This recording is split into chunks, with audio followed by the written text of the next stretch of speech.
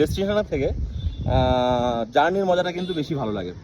তো আমরা আর 20 কিলোমিটার দূরে আছি রাজধান পাসের থেকে, একটা বেশ সুন্দর জায়গায় দাঁড়ালাম। ভেবেছিলাম যে চা বানাবো এখানে, কিষাণজি বলছে এখানে চা বানাবো না, এমনি জাস্ট একটু টাইম কাটিয়ে বেরিয়ে যাই।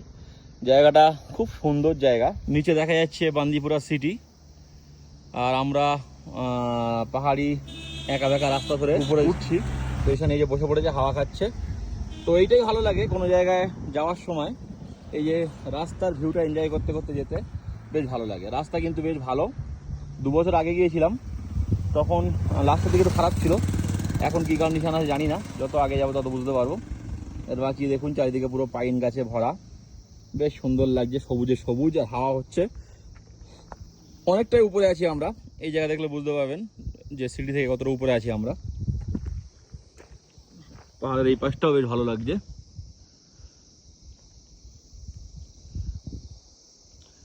সব মিলিয়ে বেশ সুন্দর। ঘুরে যে রাস্তা, সিনিক বিউটি সত্যিই খুব সুন্দর। আপনারা যদি নিজেরা কখনো গাড়ি নিয়ে কাশ্মীরে আসেন, অবশ্যই গুরেজ, কিরণ ভ্যালি এগুলো এক্সপ্লোর করবেন। আর অফবিট কাশ্মীর করলে তো এগুলো এক্সপ্লোর করতেই হবে।